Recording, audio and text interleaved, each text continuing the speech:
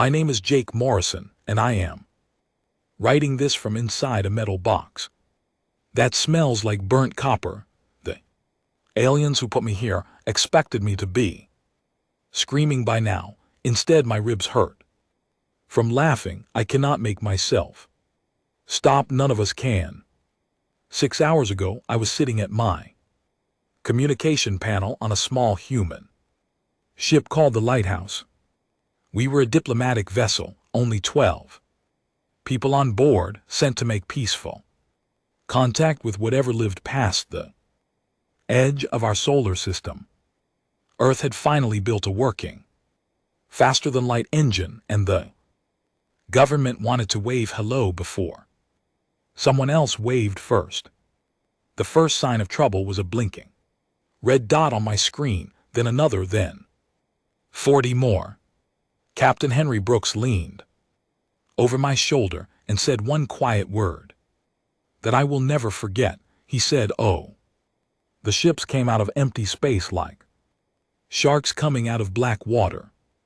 Massive things, each one bigger than a city, painted in dull gray metal that swallowed the starlight. There were 9 of them. The smallest was the size of a mountain. I snorts counted them 3 times because my brain refused to accept the number on the first try. A voice came through every speaker on our ship at once. It did not come through my translator. It came directly into my head and the heads of everyone else in perfect English. The voice was deep and slow, and it pressed down on my chest like a heavy hand. You are in the territory of the Vurathari Empire. Your species has trespassed. Witness our power, then beg. I looked at Captain Brooks. He looked at our pilot, a woman named Lucy Carter. Lucy had her hands frozen above the controls. None of us moved. None of us breathed. The voice in our heads was the most frightening thing any human had ever heard, and it was working exactly as the aliens wanted it to work. Then one of the giant ships fired. A beam of white light, thick as a river, shot out and struck our outer mining station on the asteroid we called Big Pete. Big Pete was where we kept our spare fuel, our backup food, and a small crew of 3 engineers who were on a 6-month rotation. The beam touched the rock, and the rock simply stopped existing. There was no explosion. There was no fire. The asteroid was there, and then it was a cloud of glowing dust, and then it was nothing at all.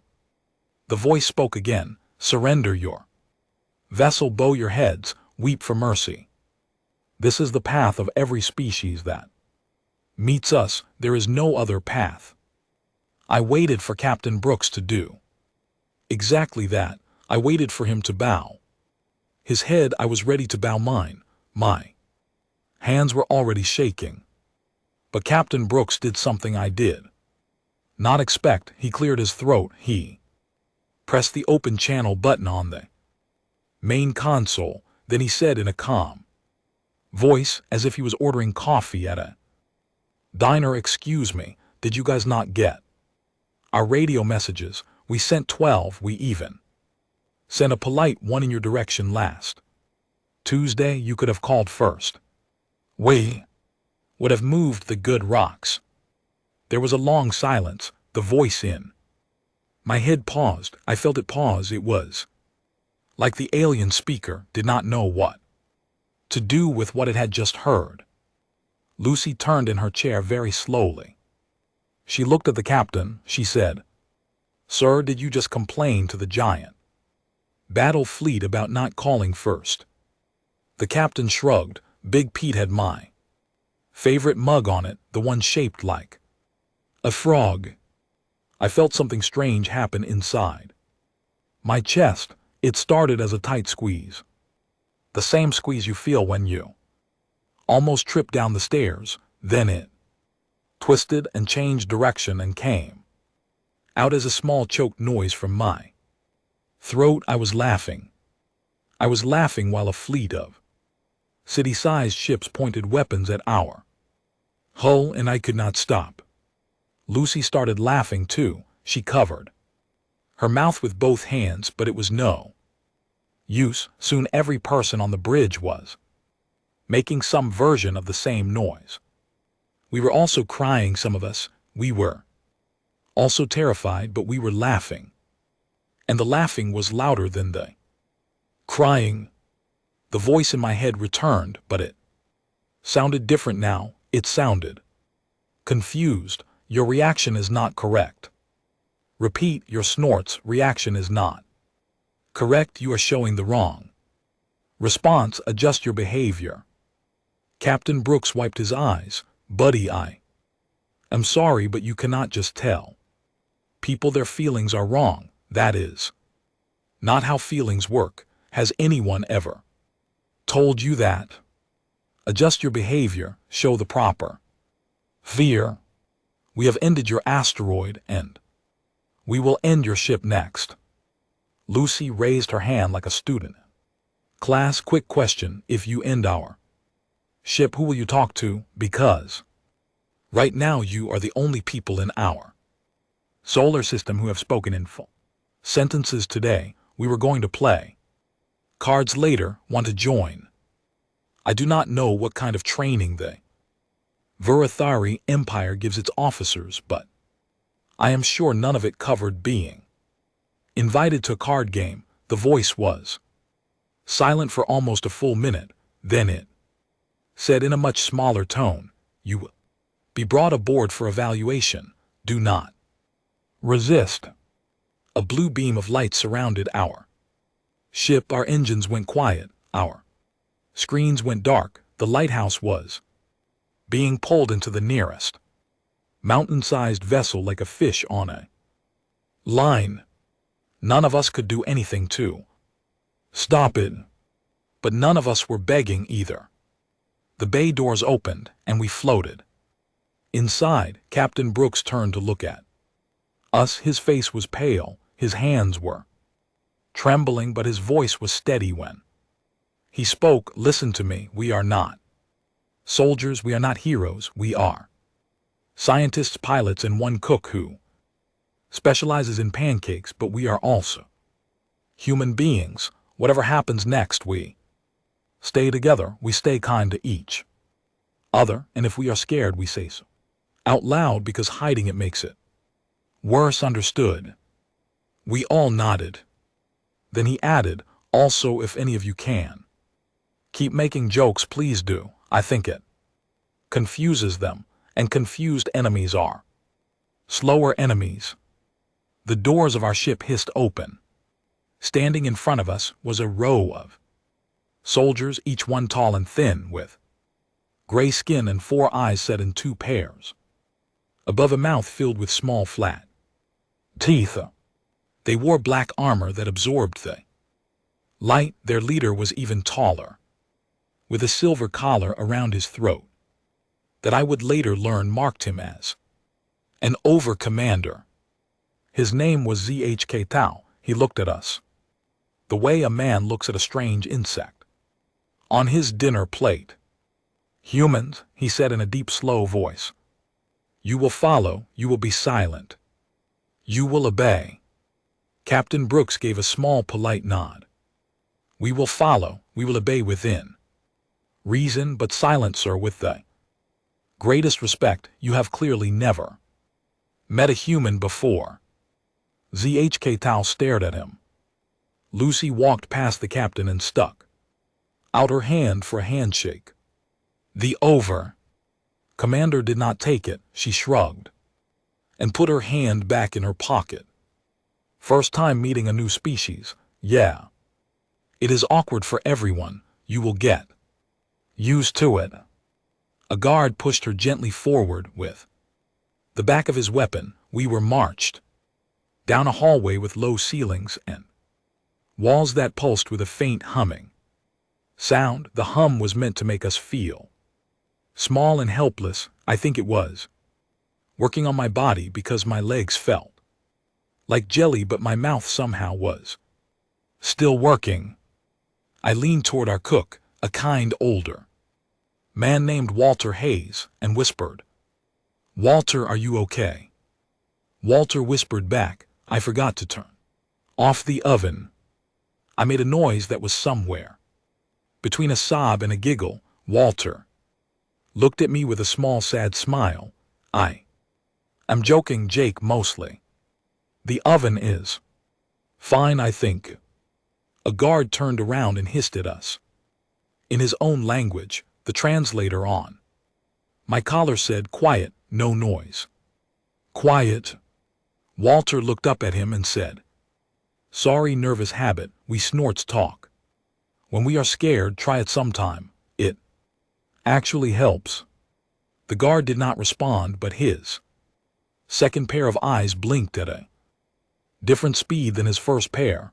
I think that was the alien version of being startled. We were brought into a wide room with high ceilings and tall pillars. Over Commander ZHK Tao stood on a raised platform. Below him was a strange chair made of black metal and silver wire. Each of us was placed in a chair, one by one, our wrists held by soft glowing bands that did not hurt but would not let us move. ZHK Tao began to speak. His voice filled the room. "You have witnessed our power. You have seen the end of your asteroid. Your home world will be next. Unless you give us the surrender of your species in full, you will speak the words, you will weep the words, you will know your place. This is the way of every species that has met the Virathari. There is no other way." The room went quiet. He waited for us to break. I waited too. I waited for someone to start crying. I waited for someone to beg. I expected it. Some part of me even wanted it, because at least then this would feel like a normal nightmare. Instead, Captain Brooks raised his head and said very calmly, "Sir, may I ask a question?" Jichtel's 4 eyes narrowed. "You may speak. How long has the Verthari Empire been doing this routine?" Jichtel puffed up with pride. 40,000 of your years. We have shown our power to 1,847 species. Each one has bent the knee within the first hour. The captain whistled softly. "That is a long time to do the same job. Have you ever thought about taking a vacation? Not the Empire, you personally." The room went absolutely silent. Lucy bit her lower lip so hard I saw a small drop of blood. She was trying so hard not to laugh that her shoulders were shaking. Walter coughed into his elbow, and I knew he was hiding the same thing. Jichtel stepped forward. His voice grew louder. "You will fear us." Captain Brooks tilted his head. "I do fear you. I am very afraid right now. My heart is beating so fast I can feel it in my teeth, but that is not the same thing as obeying you. Those are two different things, sir. Has anyone ever told you that those are two different things?" Jichtel lifted his hand. A guard stepped forward holding a thin metal rod that crackled with white sparks. The rod was meant for us. I did not know what it would do, but I knew it would be bad. And then the strangest thing happened. Small Verthari soldier, much younger and shorter than the others, standing near the wall, made a tiny sound. It was a soft, choked, snorting noise. Just one. He was looking at Captain Brooks. He had heard the joke about the vacation. Every alien in the room turned to look at the young soldier. His 4 eyes went very wide. He stiffened against the wall, like he was trying to disappear into it. Jichtel stared at him for a long time. Then the overcommander turned back to us, and for the first time I saw something other than anger in his face. I saw worry. "Take them to the holding cells," he said, his voice tight. "All of them. Separate them and remove that soldier. From this chamber, he requires medical examination." As the guards lifted me from the chair, I caught the eye of the young alien. Soldier, he was still looking at us. He was still pressed against the wall, and although his face was strange and gray, and not at all human, I could see in his 4 wide eyes the same look I had seen in the eyes of every child who has ever heard a joke they were not supposed to laugh at. He was holding something inside that he had never felt before, and he did not know what to do with it. I gave him a small smile as the guards pulled me past him. I did not say anything. I did not need to.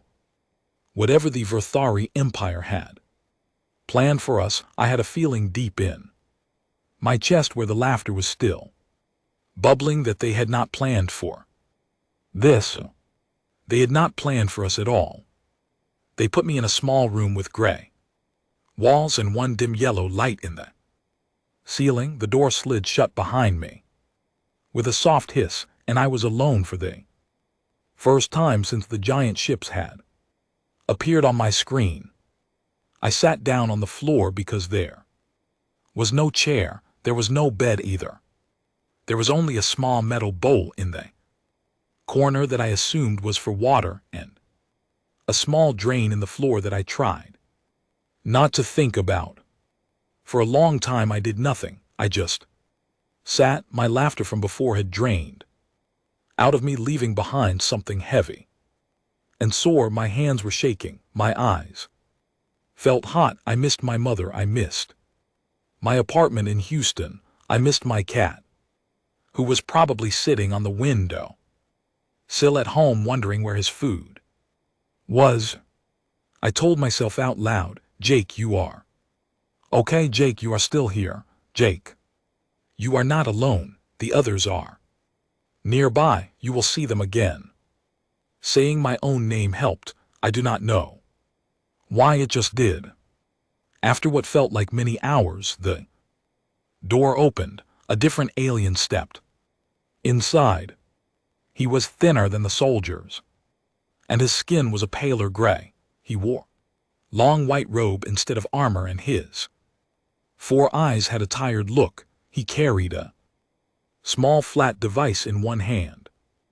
"I am Inquisitor Vassarin," he said. His voice was soft, too soft, the kind of softness you use right before you do something cruel. "I am of the Quelmorim. Cast the Fear Architects. We are the ones who break minds. We are very, very good at our work. Your species will be the 802nd I have personally broken. I have done this for 200 of your years." I looked up at him. I tried to make my face brave. 200 years? Wow, you should really retire, pension yourself out, take up a hobby.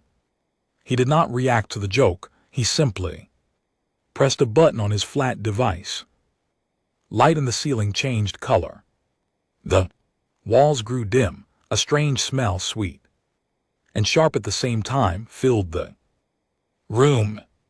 "This is the first stage," he said. "It is called the hollowing. You will sit alone for 72 of your hours. You will receive no food. You will receive only water. You will see no other living being. The light will not change. The temperature will not change. You will hear nothing. By the end, every species we have studied loses its grip on time, on self, and on hope. You will speak. When I return, you will weep.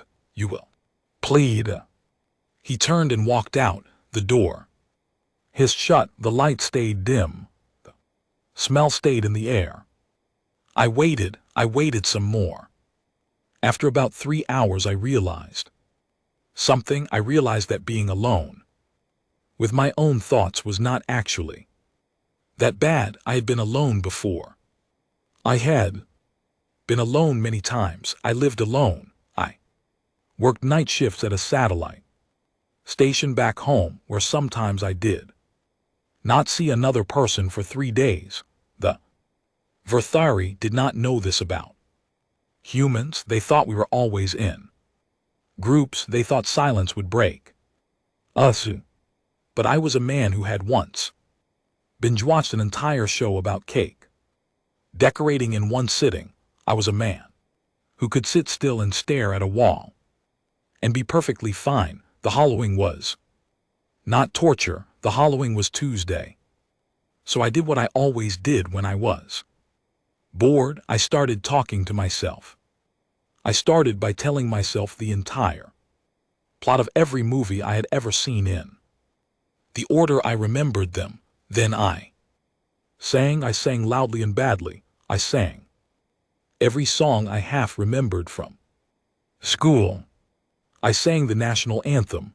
I sang the song my mother used to sing while she cooked. I sang a song from a commercial about car insurance. I made up new songs. I named the corners of my cell. The top left corner I named Carl. The top right corner I named Beatrice. The bottom left was Officer Mustard. The bottom right was simply Bob, because Bob did not need a fancy name. I gave them all backstories. Carl was a retired sailor. Beatrice was Carl's wife and was tired of his stories. Officer Mustard was their nosy neighbor. Bob was a quiet philosopher. I performed a full play with my 4 corners. It was about a dinner party where Officer Mustard got too drunk and revealed a secret about Beatrice's past. It went on for 2 acts. I played all the parts. It was, I admit, the best work I had ever done. When the door finally opened, I was in the middle of teaching Bob the meaning of true friendship. Inquisitor Vassarin stood in the doorway. His 4 eyes blinked slowly, the way an alien blinks when it is processing something it did not expect. "You are still talking," he said. "Yes. You have been talking for the entire 72 hours. Was it really that long? Time really flies when you are putting on a play. You have not slept." I slept a little. I dozed during Act 1. Officer Mustard's monologue went on too long. That was my fault as the writer. The Inquisitor stared at me. His mouth opened slightly. His mouth closed. He looked at his flat device. He shook the device. He looked at it again. "This is impossible. The readings show no breakdown, no despair, no collapse. You have been alone in a sealed room for 3 days, and you are reporting that you have been entertaining yourself." I shrugged. "We do that." "Who does that?" "Humans, we do that. Have you ever met a human child who is bored in the back seat of a car? They can build a whole society out of one toy and a snack wrapper. We are like that forever. You did not put me in a torture room. You put me in a quiet room. There is a difference." The Inquisitor stepped back. He spoke into a small device on his collar. He spoke fast and tight in his own language. The translator on my collar caught some of it. He was asking for permission to move to stage 2. He was being told to do so immediately.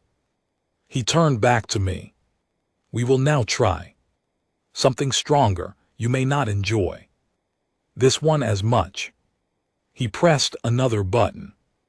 The walls of the cell faded away. They did not really fade. I knew the walls were still there, but suddenly I was no longer in the cell. I was standing on a hill looking down at my hometown. My old elementary school was below me.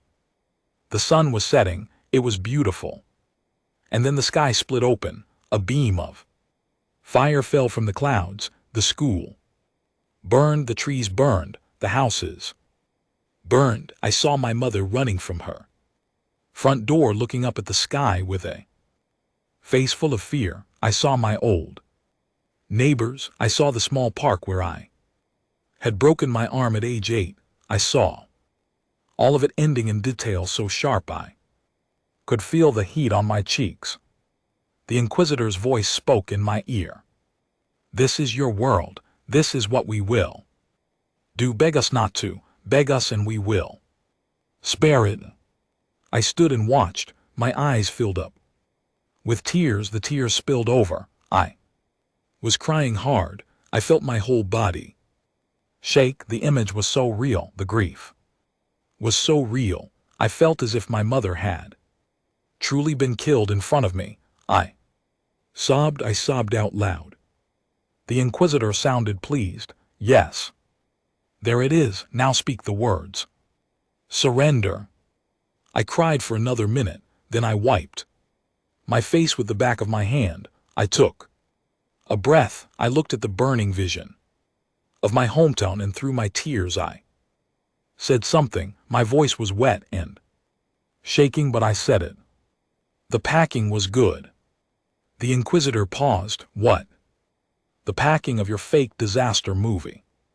It was good. The slow zoom on my mother was a nice touch. But I have to be honest, the orange in the sky was a bit much. You leaned too hard into the fire. Color, a little blue smoke, a little gray ash. You would have had a real piece of art there, a solid B+. Maybe even an A- on a good day. The vision flickered. The walls of the cell came back. Inquisitor Vassarin was staring at me with his mouth fully open. You are crying, he said. Yes. You are also commenting on the artistic quality of the simulation. Yes. At the same time. Yes. This is not possible. I laughed. It was a small, wet laugh. Sir, I have cried at funerals while telling a joke about the casket. I have cried at hospitals while making my dying grandfather laugh so hard he had to ring the nurse. I have laughed at my own bad luck while standing in the rain after my car broke down on my birthday. We do this. Crying does not turn off the rest of us. It just makes the rest of us a little wetter. The Inquisitor sat down. He sat down right there on the floor of my cell, his white robe pooling around him. He stared at the wall. His 4 eyes moved at 4 different speeds, which I would later learn was the Virathari version of a panic attack. In 200 years, he said softly, I have never failed to break a subject. I have broken creatures whose bodies are made of stone. I have broken minds that share a single thought across thousands of bodies. I have broken species that do not feel pain in any way I can measure. I have broken them all. And here you sit, a soft pink animal with no armor and no weapons, and you grade my work. Do you want feedback? What? Real feedback, not the joking kind. I think your problem is that you are good at fear, but fear is not the only door into a person. We have other doors. You keep banging on the fear door over and you do not realize the rest of us is listening through the windows. He looked up at me slowly. You are giving me advice on how to torture you better. I am giving you advice on how to understand a species you do not understand. There is a difference. One of them might save your job. He stood up. He looked at me one more time, then he walked out of the cell without a word. I sat alone for a long time after that. The dim light stayed dim. The sweet, sharp smell stayed in the air, but something in the room had changed. I could feel it. I do not know how to explain it except to say that I felt for the first time that I was not the one being studied. I was the one studying them. A few hours later, the door opened again. But it was not the Inquisitor this time. It was a young soldier, the same young soldier who had made the small choked sound in the chamber the day we arrived. He had the silver mark of a low caste on his collar. He carried a tray of food. He set the tray down in front of me. Without speaking, he turned to leave. I said, "Hey." He froze. "What is your name?" He glanced over his shoulder, his four eyes flicked toward the door. He whispered, "I am not permitted to speak with prisoners." "Okay, then do not speak. Just nod or shake your head. Do you have a name?" He nodded slowly. "Is it a good name?" He thought about it, then slowly he nodded again. "Mine is Jake, if we ever meet outside this room, that is what I am called. Just Jake, you can use it, it is free." He looked at me. His four eyes had that same wide, curious look I had seen in the chamber. He opened his mouth as if to say something. He closed it. He opened it again. Then in a voice so soft I almost did not hear it, he said, "Telek, my name is Telek." He turned and left quickly as if he had committed a great crime by saying his own name. I looked down at the food tray. It was a strange gray paste with green flecks. I picked up the spoon. I took a bite. It was disgusting, truly awful, the worst thing I had ever tasted. I smiled anyway, because for the first time since the giant ships had appeared, somebody on this ship had told me their name. There was a crack in the wall, a small one, but cracks grow. I ate every bite. The next day they took us out of our separate cells and put us together in a larger room. I think they wanted to study how we behaved as a group. I think they expected us to fall apart. I think they expected us to fight each other or beg each other or break down into puddles on the floor.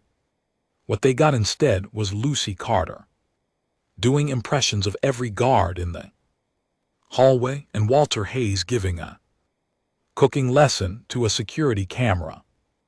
The room was wide and round with a low table in the middle and benches along the walls. There were 8 of us in there at first.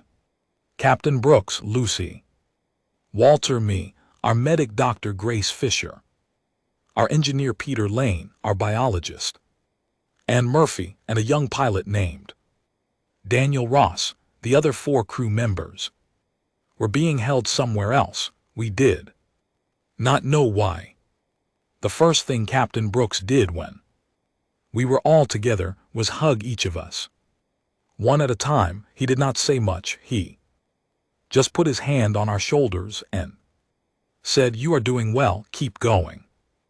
Then he sat down and we all sat with him. And for a moment we just breathed. Then Lucy, of course, broke the silence.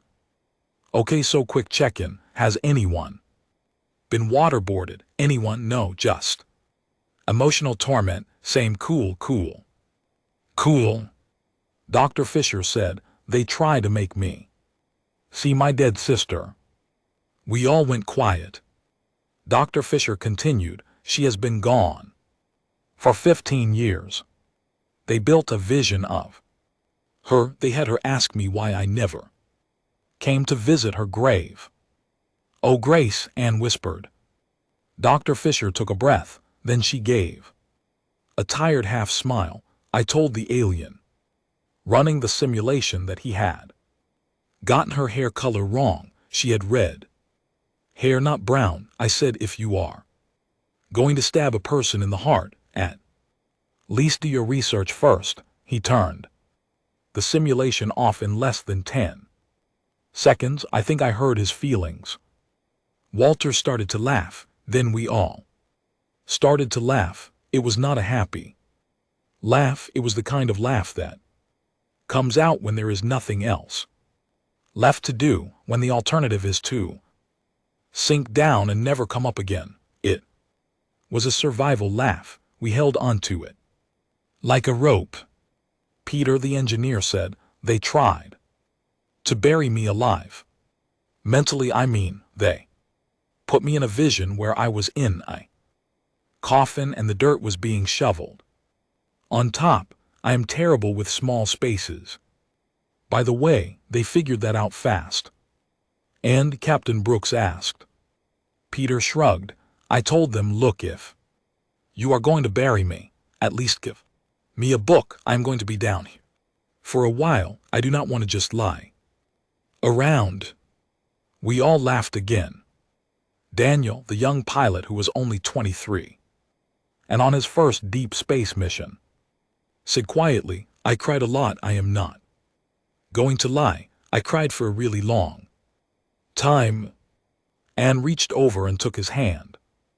"Daniel, sweetie, we all cried. You are allowed to cry. Crying is part of being a person. The aliens just do not know that crying is not the same as breaking."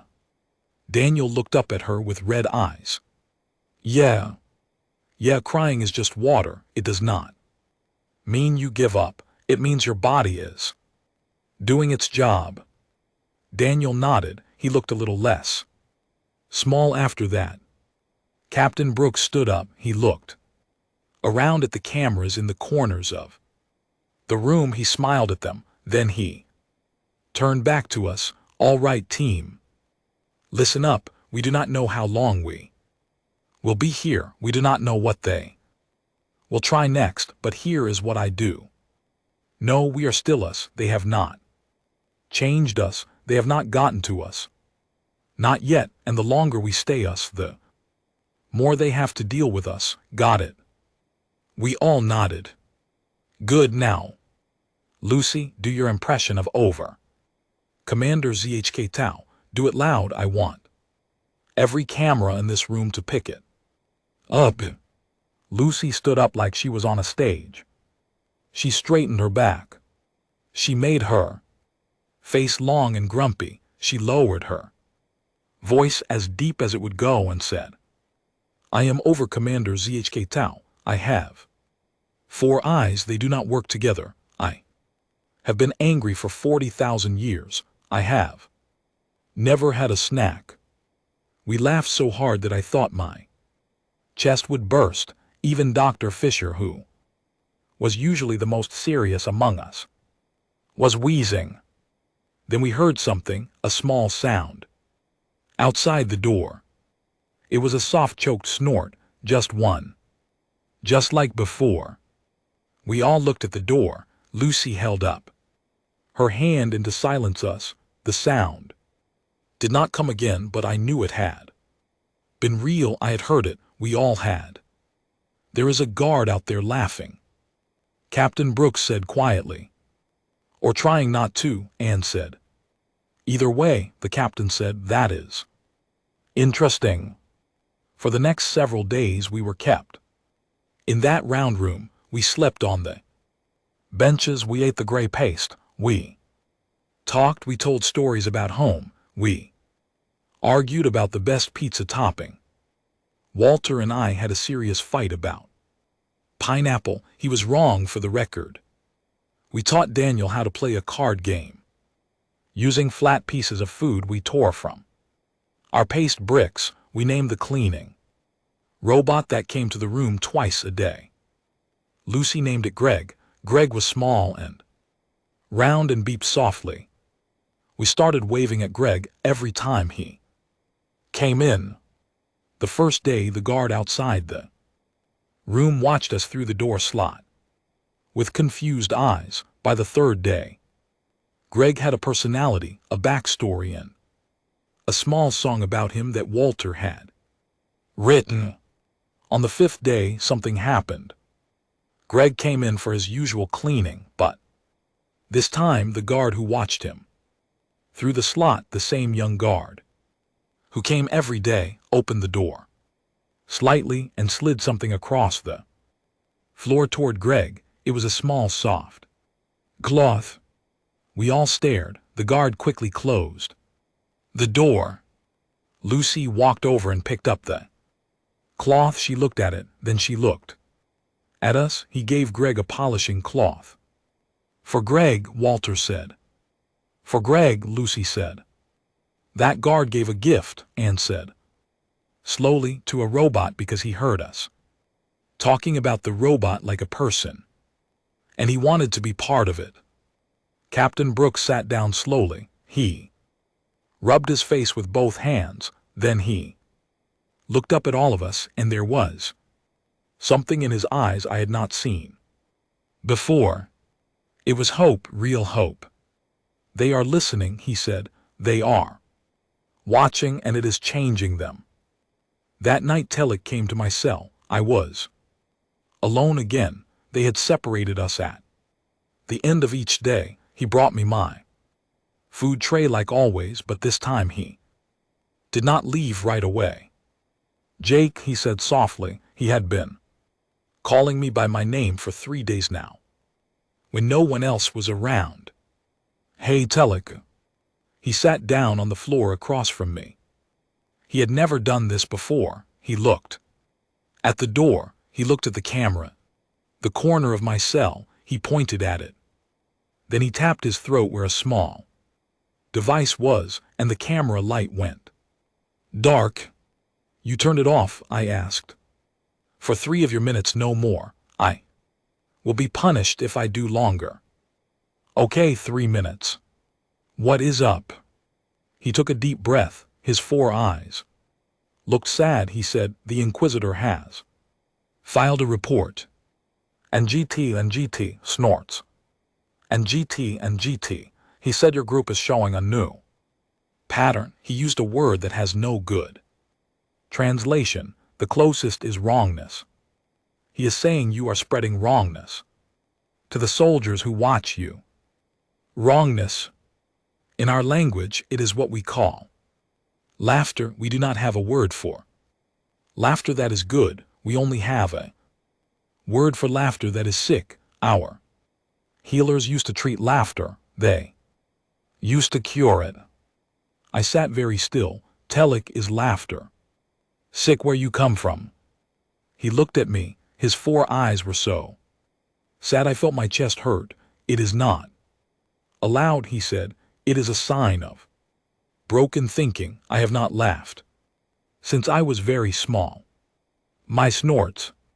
Mother told me to stop when I was 4 years old. She said the masters would punish her if I kept doing it, so I stopped. We all stop. That is the saddest thing I have ever heard. Yes, I think it is too. We were quiet. Then he said very quietly, yesterday when your friend did the impression of the over commander, I made a sound. I could not stop it. It came out of me. It was small, but it was the first time in my life I have made that sound, and I am scared because now I know what it feels like, and I want to feel it again. Jake, what is happening to me? I looked at this thin gray alien soldier sitting on the floor of my cell who had been told for his entire life that joy was a disease, and I felt something break inside my chest, not in a sad way, in a way that opened things up. Telek, I said gently, you are okay. What happened to you is not bad. It is the most natural thing in the world. We call it laughing. We do it when something surprises us in a kind way, or when something is silly, or when we are scared and need to be brave. It is a gift. It is one of the best gifts a person can have. I do not want to lose my work. I do not want to be sent to the healers. They will fix me. They will make the laughing stop. I leaned forward. I lowered my voice even more. Telek, listen to me. You will not lose anything. You will gain everything. You will gain a thing that has been locked up inside you your whole life, and the healers cannot fix what is not broken. Trust me. He looked at me for a long time. The Silver collar around his neck made a small beep. He stood up quickly. I have to go. The camera will come back. Wait, Telek, before you go, I want to teach you something. It is a small thing. We call it a knock-knock joke. What is a knock-knock joke? It is the simplest joke we have. Listen, I will teach you the whole thing. It goes like this. I say, knock knock. You say, who is there? I say a name or a word. You say that word and then a question word like who. So if I say knock knock, you say who is there. I say lettuce, you say lettuce who, and then I say let us in. It is cold out here because lettuce sounds like let us get it. His 4 eyes blinked at 4 different speeds. He did not get it, not even a little. But he repeated the words back to me. Knock knock, who is there? Lettuce. Lettuce who? Let us in. It is cold out here. It is cold out here. Yes, I will think about this. He hurried out of the cell. The door slid shut. The camera light came back on. I lay back on the cold floor and stared up at the dim yellow ceiling. I thought about Telek going back to his bunk, repeating the joke to himself in his head. I thought about him trying to understand it. I thought about him, maybe, just maybe, getting it 3 days from now in the middle of the night and making that small choke sound all alone in his sleeping space. The wall was cracking, cracks grow. We were spreading something through the ship that had no defense against it. It was not a weapon. It was not a bomb. It was something far older and far stronger, and it had been part of us since before we knew our own names. 3 more guards started showing up at our door over the next several days, one at a time, each one sliding in some small thing, a cleaner brush, a smooth stone, a folded piece of cloth. They all gave their gifts to Greg, never to us. It was the only safe way for them. Greg, the cleaning robot, was the bridge between 2 worlds. Captain Brooks watched it all and said one quiet thing to me in private while the others were sleeping. Jake, they sent us out here to make peaceful first contact with whatever lived beyond our solar system. I snorts think we are doing it, just not in the way anyone expected. On the 14th day of our captivity, they came for us with weapons drawn, not the soft glowing bands they had used before. Real weapons, long thin guns with humming blue tips. 6 guards lined up outside the round room. The door opened. They told us to stand against the far wall. Captain Brooks stood up first. He held up his hands. Easy now, we are not going to fight you. What is happening? The lead guard, a tall older Virathari with a scar across his second eye, said in flat voice, you are being moved by order of high command. Your presence on this vessel has been declared a category Omega event. What does that mean? Anne asked. It means, the guard said, that you are no longer considered prisoners. You are considered a contagion. You will be moved to a sealed research facility. There you will be studied. Then you will be ended. Daniel's face went white. Walter put his arm around the young pilot and held him close. Captain Brooks took a slow breath. All right, lead the way, but please tell whoever is in charge that we would like to know what we are accused of. The guard's 4 eyes shifted. He looked uncomfortable. He said, you are accused of spreading the wrongness to my people. You have made 11 of our soldiers and 3 of our medical staff unfit for duty. They have begun to do the human thing. They have begun to make the choking sound. They have begun to refuse Orders to harm prisoners. One of our young soldiers has spoken kindly to a cleaning robot in front of his unit. Wrongness is spreading. It must be stopped. We were marched down a long hallway. As we walked, I looked at the guards on either side of us. I knew their walking patterns by now. I had watched them through my cell door. The young one with the small twitch in his second eye was named Mark in the rough translation of his name. The older one with the limp was named Driss. The one in the back who always coughed once before speaking was named Pell. I did not look at any of them directly, but I said softly, just under my breath, as we walked, knock, knock. The young one, Mark, made a sound, a small choke sound. He covered it with a cough. The older one looked at him sharply, but Mark kept walking, his face very still, his second eye twitching faster than usual. We reached a transport bay. A small ship was waiting. 10 more guards stood by the ship. They moved us inside and locked us into seats. The transport lifted off. Through a small window, I could see the giant Virathari vessel growing smaller behind us and a smaller white research station growing larger ahead. The research station was a strange building. It was shaped like a flower, with 5 long petals coming off central core. The transport docked at one of the petals. We were taken out and led through hallways that were brighter and cleaner than the warship. Everything in the research station smelled like a hospital.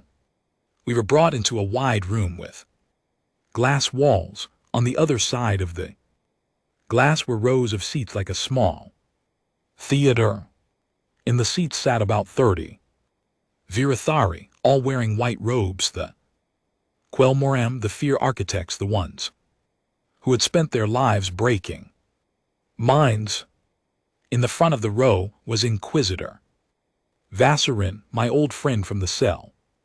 Beside him sat a higher-ranking Virathari I had not seen before, a tall, thin one with a gold collar instead of silver.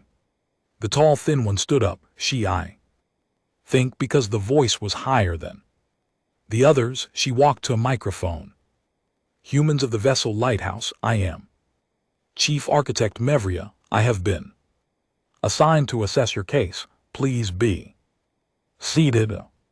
We sat. The chairs were uncomfortable.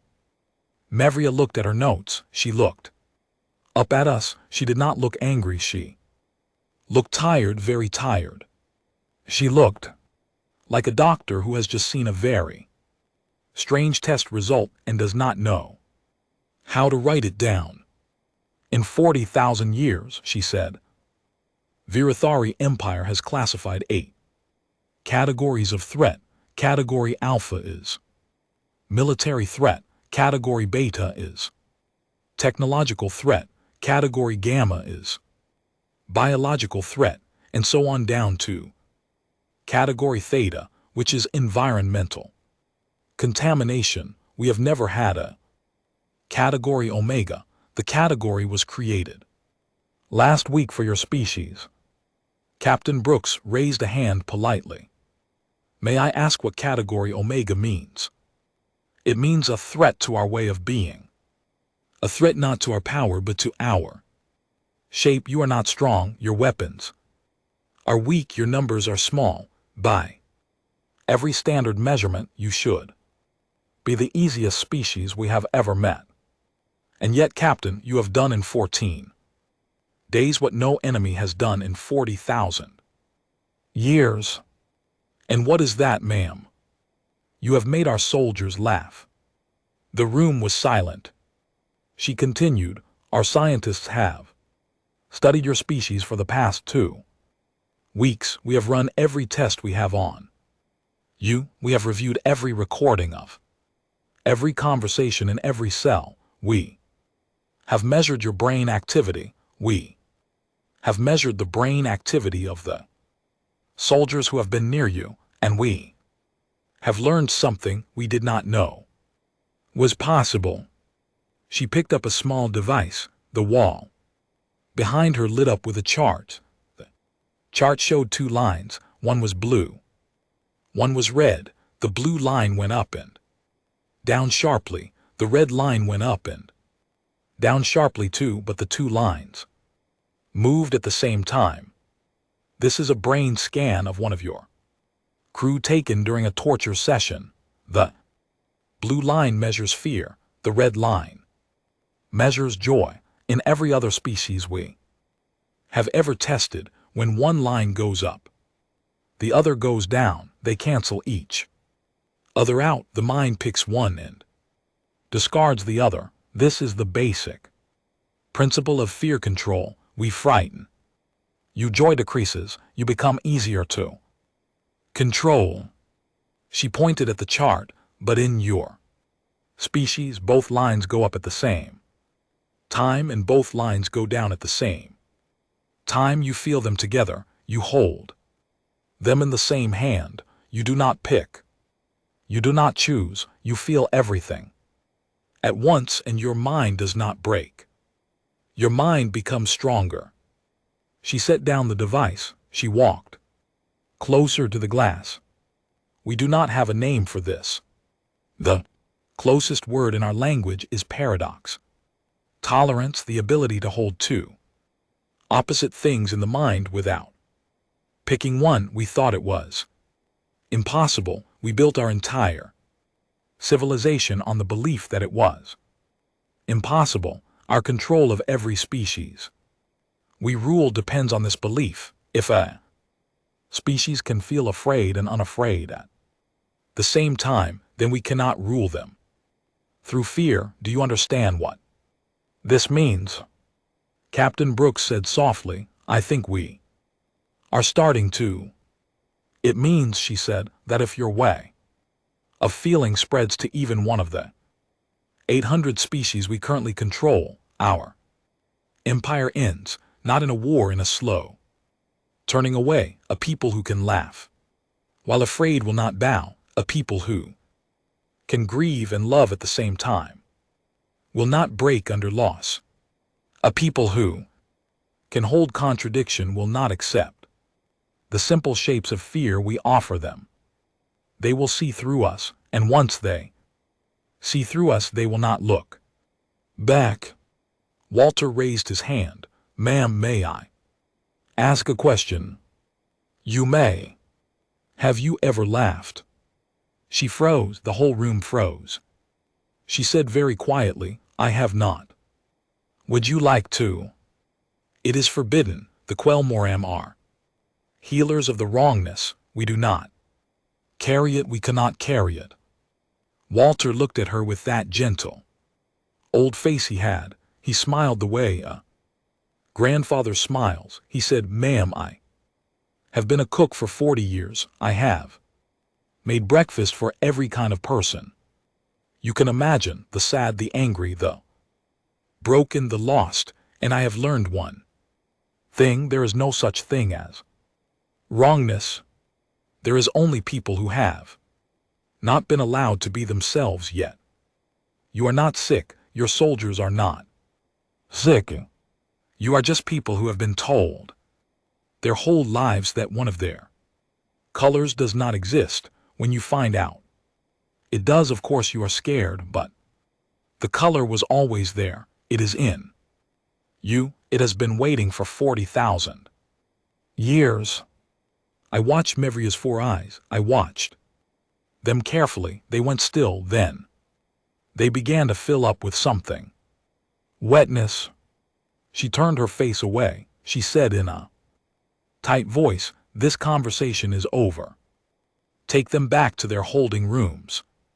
We will continue tomorrow. The guards let us out. As we walked, I looked back through the glass. Mevria was still standing there with her back to the room. Her shoulders were shaking, just slightly, but shaking. Inquisitor Vassarin was standing too. He was looking at her shaking shoulders. His own face was very pale. Back in our holding rooms that night, the same young guard Mark came to slide my food tray under the door. Telek was not on duty. I had not seen him in 3 days. I was worried. I said softly, "Mark." He paused. "Is Telek okay?" There was a long silence. Then Mark said, in barely a whisper, "Telek has been taken to the healers." He laughed in the hallway yesterday in front of an officer. "They are trying to fix him." My heart sank. Mark, listen to me. Whatever they are doing to him, it will not work. They cannot unlaugh him. He has crossed a line and there is no going back, but they can hurt him trying. Is there any way you can get him a message? Mark was quiet for a long moment. Then he said, "If I bring you paper, could you write a thing? I will deliver it." "Yes, I can write a thing." He brought me a small flat sheet of gray material and a thin stylus hidden under my food tray. I wrote on it carefully. I wrote, "Telek, hold on, we are coming. The wall is cracking. You did not do anything wrong. You did the most right thing a person can do. Knock, knock. The answer is we are leaving, I promise." I slid the paper back under the door. Mark took it. Then very softly, just before he walked away, Mark whispered, "Knock, knock." I felt my eyes fill up. I whispered back, "Who is there?" He paused, then he said, "I do not know yet. I am still learning, but I will find out." He walked away. I lay back on the floor of my cell and looked up at the ceiling and felt something I had not felt since I was a small child, looking up at the stars. I felt sure deep in my chest that something very big was about to happen, and that we were going to be okay. Not because we were strong, but because we had brought something with us that this empire had never planned for. We had brought ourselves, and ourselves, it turned out, was enough. It was 3:00 in the morning, station time, when the door of my cell opened by itself. I sat up fast. I had been half asleep on the cold floor. I rubbed my eyes. Door was open. There was no guard outside. The hallway was dim and quiet. A figure stepped into my doorway. It was Mevria, the chief architect, the one with the gold collar. She was wearing not a white robe, but a plain gray suit. Like a worker, her 4 eyes were red. "Get up, Jake," she said softly. "We are leaving." I stared at her. "What?" "The High Command has issued the order. You and your crew are to be ended in 6 hours. I cannot allow it. I have spoken to Inquisitor Vassarin. I have spoken to 17 other staff and soldiers. We have decided we are getting you off this station tonight. Mevria, are you sure? You will lose everything." She gave me a small, strange smile. It was the first smile I had ever seen her wear. It looked uncertain on her face, like a coat she had never worn before. "Jake, I am already losing everything. I cannot go back to who I was 3 weeks ago. The thing your people have given me cannot be returned, so I might as well use it." She helped me up. We hurried down the hallway. Cells were opening one by one. Captain Brooks stepped out, then Lucy, then Walter, then the others. We did not speak. We just nodded at each other and followed Mevria. At the end of the hall, Telek was waiting. He looked tired. He had a bandage on his forehead, but his 4 eyes were bright. He held a small device in his hand that he had used to override the cell locks. "Jake," he said, his voice breaking with emotion. "Knock, knock." I felt tears well up. "Who is there?" "Buddy." He smiled. It was a small, unsure smile. But it was real. The answer is we are leaving. I hugged him. I hugged that thin gray alien with my whole body. He stiffened. For a second, he had never been hugged before. Then his thin arms went around me too, and he held on tight. Telek, are you all right? They took you to the healers. They tried. The healers cannot fix what is not broken. I told them this. They tried for 2 days, then they gave up and locked me in a small room. Mevria got me out tonight.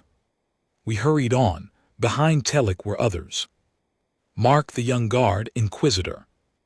Vassarin himself, looking pale and shaken, in plain clothes, a medical officer named Drell, a senior cook named Hess, 8 Verathari in total, all of them carrying small bags, all of them leaving behind everything they had ever known. We rushed through the station. Mevria led us down service hallways. She had clearly planned this for some time. We met no guards. The few we did pass had been told to take that night off by Mevria's orders. They did not know why. Their orders had been changed. They never would. We reached the docking bay. Lighthouse was sitting there, untouched. Its outer hull still scraped from the tractor beam. Walter let out a small, happy sound at the sight of his ship. He patted her hull as we walked past. But before we reached the boarding ramp, we hit a problem. A patrol of 6 guards was crossing the docking bay floor. They were not supposed to be there. Their schedules had been confused by all the redirection orders. They saw us. They froze. We froze. The lead guard raised his weapon. Halt. Identify yourselves. Mevria stepped forward. She held up her gold collar. I am Chief Architect Mevria. I am moving these prisoners on a priority black order from the High Council. Stand down. The lead guard hesitated. Priority black was a real thing. He did not want to challenge a gold collar, but he also did not see any council members nearby, and his orders were clear. Architect, with respect, we have no record of a priority black. We need to verify. Mevria's hands were shaking. She had not prepared for this. The other defectors looked at each other in panic. And then, from the edge of the docking bay came the sound that changed everything. It was a low rumble, a growing rumble, like footsteps. The doors at the far end of the docking bay slid open. Through them walked not a patrol, not a strike team, but 40 Verathari soldiers and workers. They were not wearing armor. They were wearing their off-duty clothes. Some of them looked sleepy, like they had just Clear's throat been pulled out of bed. Some of them looked nervous, but they all walked together in a steady line. And at the front of them was a face I knew. It was a young soldier I had seen once or twice in the hallway, named Vask. Lucy had been doing impressions for a small group of off-duty staff in a side hall. For over a week now, word had spread. Quietly, people came when they could. They listened. They went home and told friend. The friend came the next time. And the next. It had grown. Vask stepped forward. He looked at the patrol. He held up his hands. We are not here to fight, he said. We are here to be heard. The humans are leaving. We are letting them leave. Stand aside, brothers. The lead patrol guard stared at him. Vask, you are off duty. You have no authority here. Step back. I cannot. None of us can. We have all been listening. We have all been thinking, and we cannot keep doing the work we have been doing. One of the patrol guards lowered his weapon. He said in a confused voice, Vask, what is happening? Vask said softly, the humans told us a thing. They told us that we are allowed to feel two things at once. They told us we are allowed to be afraid and brave. They told us we are allowed to be sad and hopeful. They told us we are allowed to laugh. They did not lie to us. None of it is wrongness. All of it is us. We have been small for 40,000 years. They have shown us how to be bigger. We are going to let them go home, and we are going to face whatever comes next. Together, the patrol guards looked at each other. Slowly, one by one, they lowered their weapons. The lead guard kept his up the longest, but finally, even he lowered it. He looked very tired. My son, he said quietly, made the choking sound last week. I told him to stop, he cried. I told him to stop crying too. He went to his sleeping space and would not come out for 2 days. I have not slept since. Vask walked over and put his hand on the older guard's shoulder. Take him to the gardens tomorrow. Tell him you are sorry. Make a sound with him. Try. The older guard's 4 eyes filled with wetness. He nodded slowly. We had no time to lose. Mevria hurried us up the ramp into the lighthouse. Lucy ran to the pilot's seat. Walter ran to check the engines. The defectors crowded into our small medical bay, the only place with extra seats. Captain Brooks stood at the airlock and looked back at the docking bay. The 40 off-duty staff were standing in a long line waving us off. Some of them were crying, some of them were making small choked sounds. One of them was outright laughing for the first time in his life, and he looked terrified and delighted at the same time, and his neighbor was patting him on the back as if he had just been born. Captain Brooks gave them a salute, a real military salute. Then he stepped inside and the airlock closed and the lighthouse roared to life. We blasted out of the docking bay.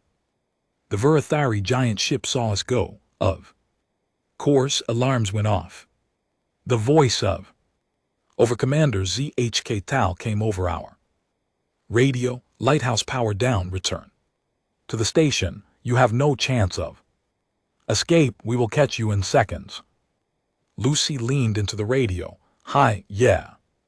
Quick thing, your chief architect, your inquisitor, 2 of your medical officers, and a senior cook are sitting in our medical bay right now. If you fire on this ship, you fire on them too, so use your words. Maybe call your supervisor. We will wait. There was a long silence on the radio. Then ZHK Tao said, in a voice I had not heard before, a voice that was almost human in its sadness, Architect Mevria, are you on that ship by your own choice? Mevria leaned into the radio. Her voice was steady. I am Overcommander. I am leaving with these humans. I do not expect you to understand. I do not expect to come back, but I want you to know one thing. The choking sound is not sick. It is the most healthy thing I have ever heard. 40,000 snorts.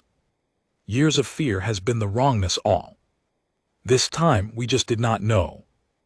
Architect, reconsider. The Empire needs you. The Empire needs to learn how to laugh. I cannot teach it from a desk. I have to go and learn first myself. I'm sorry, ZHK Tao. I truly am. Please tell my mother I love her. She used to sing to me before I was assigned to the Quel Morim. Tell snorts her I remember the song now. Tell her I am not afraid anymore. The radio was silent for a very long time. Then ZHK Tao said, in a voice so quiet we almost missed it, go safely. Architect, the pursuit will be slow. Repairs will be needed, many repairs. It May take some time. We all understood he was letting us go.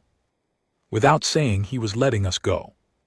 Because saying it would have ended his career, but not saying it would only end our pursuers' careers and only some of them. Lucy fired the engines to full burn. The lighthouse leapt forward. We were free. Behind us in the docking bay, in the hallways, in the cells, on the warship, and on the research station, and in places we would never see, the 40,000-year-old wall was already crumbling. Not from outside, from inside, people were teaching each other knock-knock jokes in whispers. People were waving at cleaning robots. People were crying and smiling at the same time, and discovering that their faces would not break. The wrongness was spreading. The wrongness was good. 8 months later, I was sitting on a couch in my apartment in Houston. The apartment looked the same as I had left it. My cat Whiskers had been taken care of by my mother, who had also kept my plants alive and my mail in a neat pile by the door. She had cried a lot. When I came home, I had cried too. But on the couch beside me was Telek. He was watching an old Earth movie. It was a black and white movie with 3 brothers in it who hit each other with cooking pans for laughs. I do not know why I had picked that one. It just felt right. Telek was laughing so hard that tears were running down his thin gray face. He laughed silently for the first 3 months he was on Earth. The sound came back slowly. Now 8 months in, his laugh was loud and clear and shameless, and the cat had gotten used to it.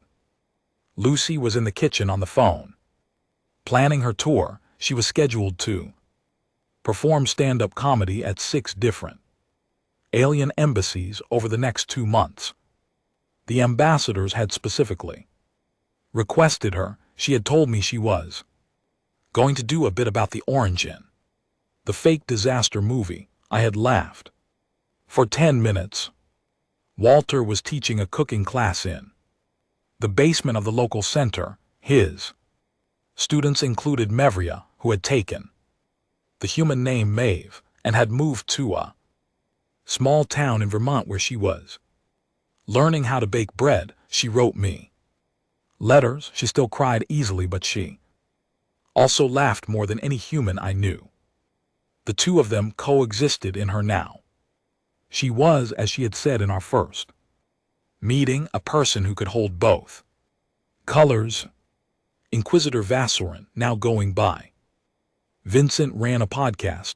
The podcast was about being wrong for a long time and how to start again. It had, last I checked, 2 million listeners. He read every email he received. He cried at most of them. He laughed at the rest.